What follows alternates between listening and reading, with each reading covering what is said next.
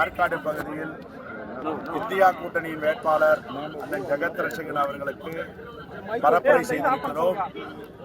அரக்கோணம் தொகுதி எழுச்சிகரமாக இருக்கிறது. பெருவாரியான வாக்கு வித்தியாசத்தில் கடந்த தேர்தலை காட்டிலும் 2 மடங்கு வாக்கு வித்தியாசத்தில் வெற்றி பெற போகிறார்.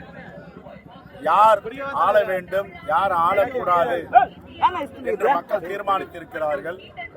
பாசிச பாஜகவை அகற்ற வேண்டும். பாசிச பாஜகவிற்கு துணை போன அதிமுகவை ஒருபோதும் மன்னிக்க மாட்டோம் என்று தமிழ்நாடு மக்கள் முடிவு செய்திருக்கிறார்கள். தமிழ்நாடு மட்டுமல்ல, இந்தியா முழுவதும் மிகப்பெரிய எழுச்சி ஏற்பட்டு இருக்கிறது. இந்தியா கூட்டணிக்கு 10 ஆண்டுகளாக கொடுத்த வாக்குறுதியை நிறைவேற்றாத மோடி வேண்டுமா? இந்திய மக்களுக்கு அருமையான கேரண்டி ஸ்கீம், கேரண்டி கார்டு கொடுத்திருக்கின்ற ராகுல் காந்தி வேண்டுமா? இதுதான் மக்களிடம் எழுந்திருக்கின்ற கேள்வி. 10 ஆண்டுகளாக 1,05,000 கோடி ரூபாய் மோடி கடன் வாங்கியிருக்கிறார்.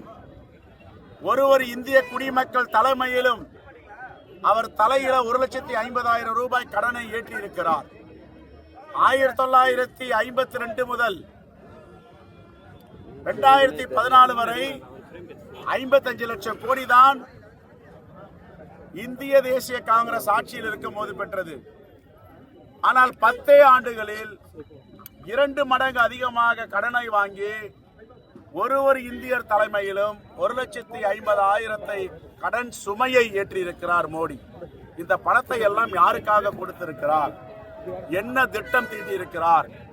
2 கோடி பேருக்கு வேலை வாய்ப்பு தருவேன் என்று சொன்னார். வேலை வாய்ப்பும் பறிபோகிவிட்டது. குறு சிறு மற்றும் நடுத்தர தொழில்கள் நசிந்திருக்கின்றன. சொன்ன வாக்குறுதியை நிறைவேற்றாத மோடியே திரும்பி போயிட்டு தமிழ்நாடு மக்கள் எழுச்சியோடு குரல் கொடுக்கிறார்கள். கச்சத்தீவை பற்றி எதற்காக இப்பொழுது பேசுகிறார்? 100 முறை இந்த 10 ஆண்டுகளில் கச்சத்தீவை பற்றி மோடியும் பேசியிருக்கிறார். ஒன்றிய அரசின் அமைச்சர்களும் பேசியிருக்கிறார்கள். கச்சத்தீவு வரலாறு தெரியாத மோடி அவர்களை இந்த தேசத்தை பாதுகாப்பதற்காக, கடல் எல்லையை விரிவுபடுத்துவதற்காக, இலங்கையில் உள்ள 6 லட்சம் தமிழர்களை பாதுகாப்பதற்காக கொண்டு வரப்பட்ட மிகப்பெரிய திட்டம் நம்முடைய கடல் எல்லையில விஸ்தரிப்பு, கடல் எல்லையை விரிவாக்கம் செய்தார் அண்ணன் இந்திரா காந்தி அவர்கள். அந்த அடிப்படையில் தான் சேது சமுத்திர கனவு திட்டத்தை நாம் இன்று பேசிக் கொண்டிருக்கிறோம். உலகத்திலே இல்லாத அரிய வகை, அபூர்வ வகை சொத்துக்கள் நம்முடைய இந்திய கடல் எல்லையில் இருக்கின்றன. இதையெல்லாம் இந்த தேசத்தின் மீது பற்றுள்ள தலைவர் அண்ணன் இந்திரா காந்திக்கு தெரியும். தேசத்தை நேசிக்காத, சுதந்திர போராட்டத்திற்கு எதிராக இருந்த 40 ஆண்டுகளாக இந்திய தேசிய கொடியை ஏற்றாமல் இருந்த பாஜகவிற்கு தெரியாது. வன்மையாக கண்டிக்கிறோம். எங்கள் தலைவர் இந்திரா காந்தி அவர்கள் தன் உயிர் போக படுகொலை செய்வார்கள் என்று தெரிந்த போதும் இந்த நாட்டு உரிமையை விட்டுக் கொடுத்ததில்லை. ஆனால் நீங்கள் 2000 சதுர கிலோமீட்டர் லடாக்கிலும் அருணாச்சல் பிரதேசத்திலும் சீனா ஆக்கிரமிப்பு செய்வதற்கு அனுமதி அளித்திருக்கிறீர்கள். ஆனால் என்ன சொல்லுகிறீர்கள்? மக்கள் மத்தியில ஒரு இடம் கூட ஆக்கிரமிக்கவில்லை என்று. ஐநா சபையிலும் வெளி உலகத்திலும் வெளிநாடுகளிலும் சீனா இதைத்தான் சொல்லி வருகிறது.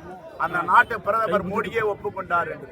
இந்த நாட்டை காட்டி கொடுத்து இந்த நாட்டுடைய மண்ணை விட்டு கொடுத்த மோடி கச்சத்தீவை பேசுவதற்கு எந்தவித முகாந்திரமும் இல்லை, எந்தவித அவருக்கு உரிமையும் கிடையாது.